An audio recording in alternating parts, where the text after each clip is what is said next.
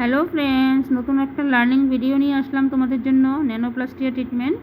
এই দেখো 4টা প্রোডাক্ট আছে, এটা দিয়ে করা হবে আজকে ন্যানোপ্লাস্টিয়া ট্রিটমেন্ট। তো চলো, শ্যাম্পু করানো হয়ে গেছে ওকে 1 নাম্বারটা দিয়ে, 2 নাম্বারটা নিয়ে নিয়েছি। যতটা ক্রিম লাগবে চুলের জন্য ততটাই নিতে হবে, অল্প লাগে, বেশি লাগে না। এগুলো এই যে অল্প দিয়েই পুরো চুলটাতে অ্যাপ্লাই হয়ে যাবে। দেখো শ্যাম্পু করার পরে চুলটার ভীষণ বাজে অবস্থা। এখন দেখো একটু একটু সেকশন করে নিয়ে ক্রিমটাকে অ্যাপ্লাই করা হচ্ছে। 2 নাম্বার ক্রিমটা, যেটা ন্যানোপ্লাস্টিয়ার মেইন ক্রিম। ফাইন সেকশনিং করে এটাকে ভালো করে মাসাজ করে ক্রিমটা অ্যাপ্লাই করতে হবে। যে দেখো অলমোস্ট হয়ে আসছে ক্রিমটা লাগানো। আশা করি তোমাদের এই ভিডিওটা দেখার পর তোমাদের অসুবিধা হবে না ন্যানোপ্লাস্টিয়া করাতে।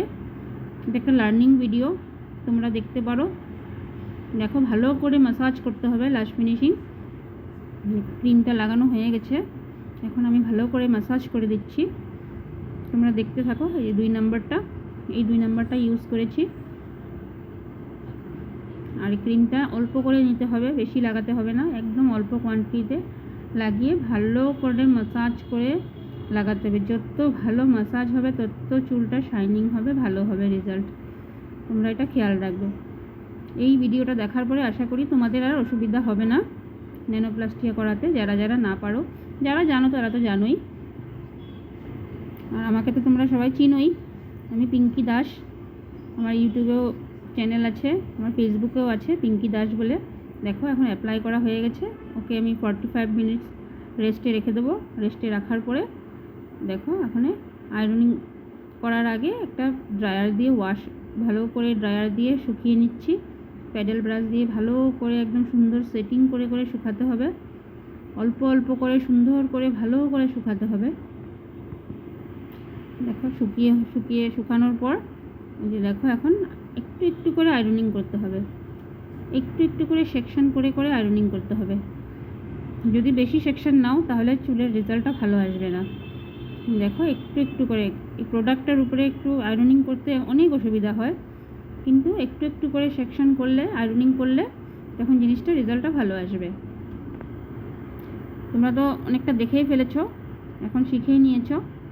দেখো আয়রনিংটা একটু একটু করে করতে হবে, ভালো করে ফাইন আয়রনিং করতে হবে, একদম উল্টাপাল্টা করা যাবে না। দেখো আয়রনিংয়ের পরে রেজাল্ট। এখন ঠান্ডা হতে দিয়েছি, এখন ওয়াশ করে দিচ্ছি।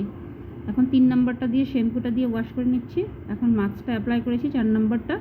দেখো চুলের রেজাল্টটা কি সুন্দর শাইন এসে গেছে। মাস্কটা এখন আমরা 10 মিনিট রাখবো, রাখার পরে এখন ওয়াশ করিয়ে দেব।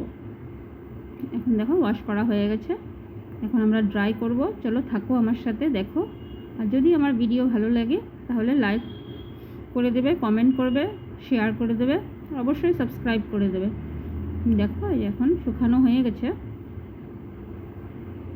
দেখো কেমন লেগেছে রেজাল্ট, কী ছিল চুলটা, কি হয়েছে। এই ভিডিওটা দেখার পরে আশা করি তোমাদের আর অসুবিধা হবে না ন্যানোপ্লাস্টিয়া নিয়ে। যারা শিখতে চাও তারা অবশ্যই ভিডিওটা দেখতে পারো। দেখো কেমন হয়েছে আফটার রেজাল্ট। এখন এইভাবেই থাকবে 3-4 মাস, আর কোনো টেনশন নেই, চুলটাকে নিয়ে সুন্দর থাকবে।